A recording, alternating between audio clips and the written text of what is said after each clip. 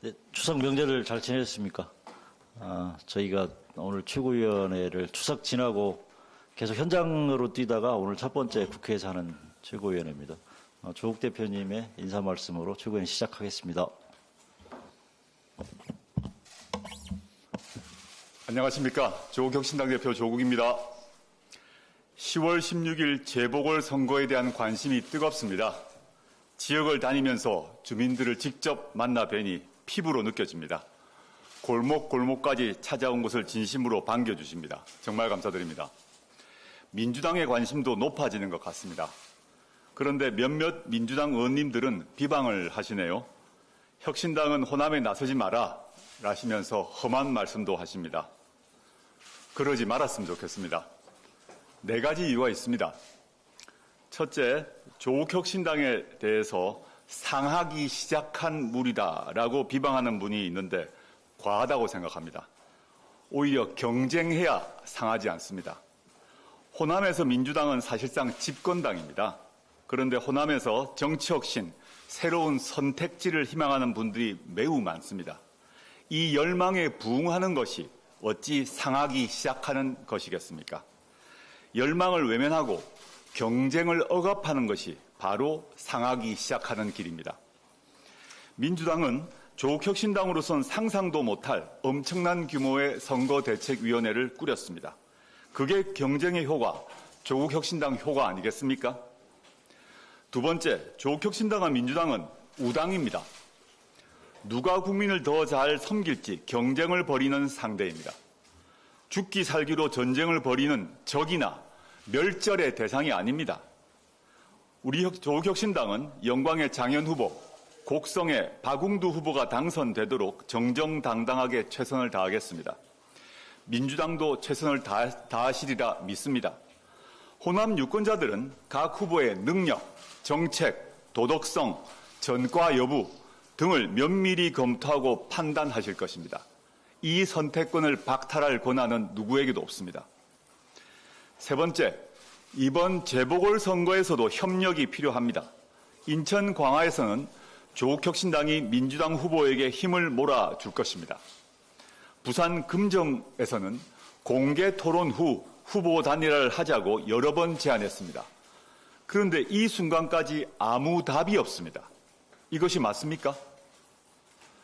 금정에서 8번 선거에서 여권 후보가 7번 당선되었습니다. 단일화하지 않으면 필패입니다.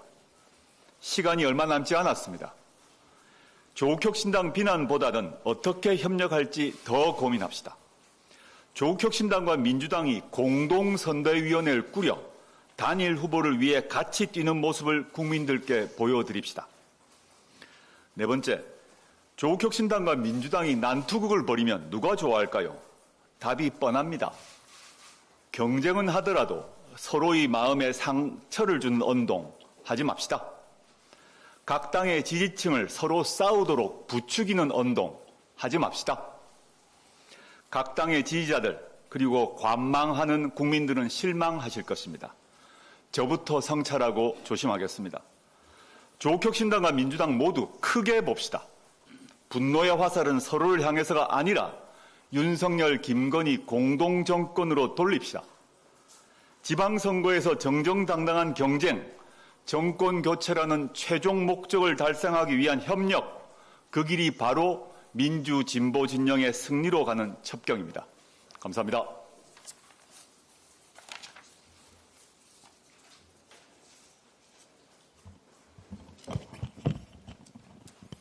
네, 원내대표 황운하입니다.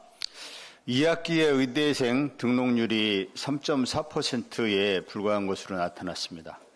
의대생들이 대규모 유급 사태를 넘어서 제적으로까지 가는 게 아닌지 매우 우려스러운 상황입니다. 누가 이렇게 혼란스러운 상황을 만들었나요?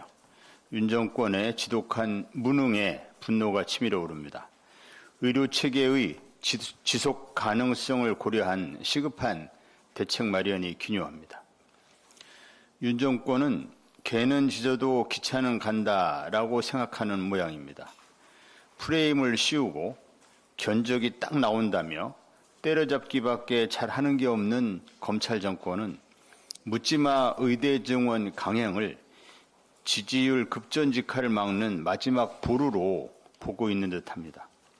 그러나 국민 건강이 볼모로 잡힌 이 싸움에서 피해자는 국민들일 수밖에 없습니다.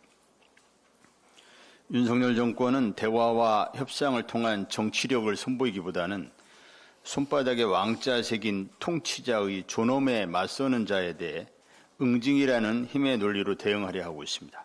야당은 물론 시민단체나 직능단체를 대하는 방식도 매 한 가지입니다. 검사 마인드를 못 벗어나 있습니다. 자기 편을 제외하고는 몽땅 잠재적인 수사 대상자로 취급하고 있습니다. 윤석열 정권이 자기 편 외의 국민들을 취급하는 방식은 이와 같습니다. 남은 시간이 아직 3년 가까이입니다. 나라가 어디까지 망가질까 걱정스럽습니다. 윤 좀 어떻게 좀 해봐 라고 호소하는 시민들 목소리가 귀에 쟁정합니다. 윤석열 정권의 조기 퇴진만이 대한민국 붕괴를 막을 수 있습니다. 지난 20일 검찰은 공직선거법 위반 혐의 결심 공판에서 더불어민주당 이재명 대표에게 공직선거법상 최고 수준인 징역 2년을 구형했습니다. 선택적 수사에 묻지마 기소에 이은 엿장수 맘대로 구형입니다. 이혈령 비혈령, 귀에 걸면 귀걸이고 코에 걸면 코걸이입니다. 차제에 형사소송법상 아무런 의미가 없는 검사 구형 제도는 폐지되어야 합니다. 검찰 독재 정권이 정적을 어떻게 표적으로 삼고 또 기소와 재판으로 얽어매는지 우리는 지난 몇 년간 두 눈으로 똑똑히 지켜봤습니다. 또 검찰 정권이 등장한 이후 검찰이 어떻게 정권의 가장 비겁한 굴종의 모습을 보이는지, 검찰권이 어떻게 정치적인 목적으로 활용되는지, 그 적나라한 검찰권 오남용의 실체를 보면서 우리는 우리가 상상할 수 있는 그 이상으로 검찰이 무너지는 모습을 생생히 지켜보았습니다. 조국 혁신당과 민주당이 재보궐선거를 앞두고 다소 과열된 경쟁 양상도 벌이고 있지만 검찰 독재의 조기 종식과 더 빠른 정권 교체를 위한 대의에 있어서는 확고하게 단일 대우에 서 있음을 다시 한번 말씀드립니다. 오늘 23일 법사위에는 법 왜곡죄 신설, 검사 탄핵 청문회 등 안건이 상정되어 있습니다. 조국혁신당은 민주당에 요청합니다. 이러한 안건 처리도 물론 필요하지만 동시에 근본적인 해결책인 검찰청 폐지 및 중수청 설치 등 검찰개혁 법안에 대한 조속한 법안 처리를 촉구합니다. 지금 검찰이 안고 있는 모든 문제의 근원은 세계에 유례가 없는 수사권과 기소권을 틀어지고 있는 기형적인 검찰 제도이기 때문입니다. 민주당이 검찰개혁에 대한 진정성을 보여주는 것은 바로 검찰개혁 4법의 조속한 처리입니다. 이상입니다. 최고위원 조윤정입니다. 오늘은 윤 정부의 내년 고교 무상교육 예산 99% 삭감건에 대해 말씀드리겠습니다. 지난 29일 윤 대통령은 4+1 개혁과제로 연금, 의료, 교육, 노동, 그리고 저출생을 들고 나왔습니다. 윤 대통령은 그날 기회의 사다리가 되어주는 공정한 교육을 하겠다. 자녀를 잘 교육시킬 수 있도록 국가가 일하겠다라고 했습니다. 저출생 문제를 해결하겠다며 육아로 인한 경제적 부담, 교육비 부담을 줄여주겠다라고 줄곧 말해왔습니다. 어제로 취임 1주년이 된 이주호 교육부 장관. 포털 뉴스를 보니 온통 자화자찬 기사로 도배를 했던데요. 윤 대통령과 이주호 장관께 묻겠습니다. 고교 무상교육 예산 99% 삭감건, 이거 알고 있었습니까? 모르고 있었습니까? 그리고 앞으로 어떻게 할 계획이십니까? 국민 여러분, 지금 70대, 80대 어르신 세대부터 저희 세대까지는 고등학교 입학금이 없어서 학교 다니기를 포기하고 일을 하거나 낮에는 일하고 밤에는 야간 학교를 다니는 경우들이 있었습니다. 세월이 지나 지금 세대는 적어도 돈이 없어서 고등학교를 졸업하지 못하는 일은 없도록, 월사금을 못 내서 눈치 보는 일은 없도록, 육성회비를 못 내서 친구들 앞에서 무색당하는 일은 없도록 고등학교 무상교육을 국가가 국정과제로 채택해서 지원해 왔습니다. 우리 자녀들이 납부금 걱정 없이 고등학교 졸업장을 받게 해줬습니다. 저는 두 아이들 모두 다 고교 무상교육 혜택을 받고 고등학교를 졸업시킨 학부모입니다. 2019년부터 시행이 되었으니 그 당시 1년에 160만 원 정도 국가가 무상으로 지원을 해줬더라고요. 그 이후 코로나가 있었고 올해 물가가 최고치로 올랐으니 올해 기준으로 따지면 약 200만 원이 넘을 것 같습니다.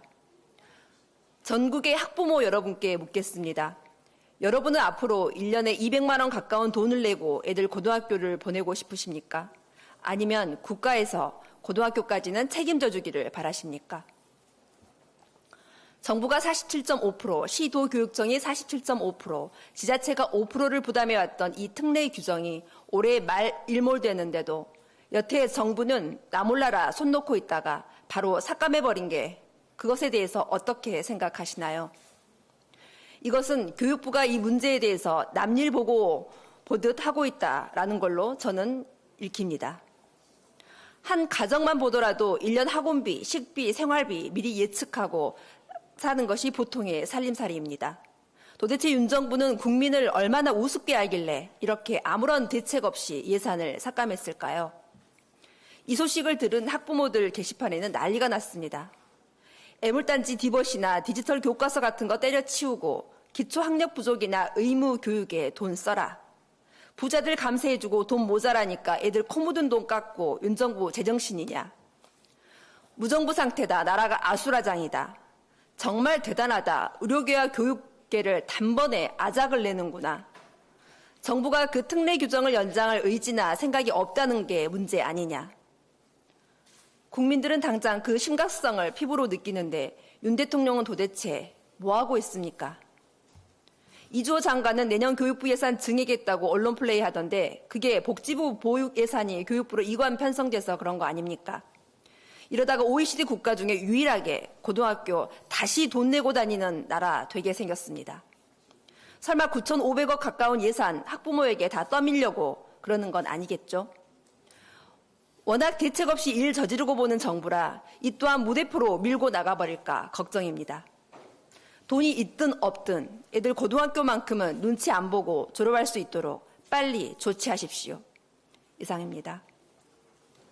네, 오늘 최고위를 좀 짧게 끝내는 이유는요. 김선민 수석 최고위원님과 황명필 최고위원님은 김선민 최고위원님은 지금 이 시간에 곡성에서 계시고요. 황명필 최고위원님은 부산 금정에서 양쪽의 선거대책 본부장을 맡으셔서 뛰고 있어서 오늘 회의에는 불참하셨습니다. 자, 이상 최고위원을 마치겠습니다.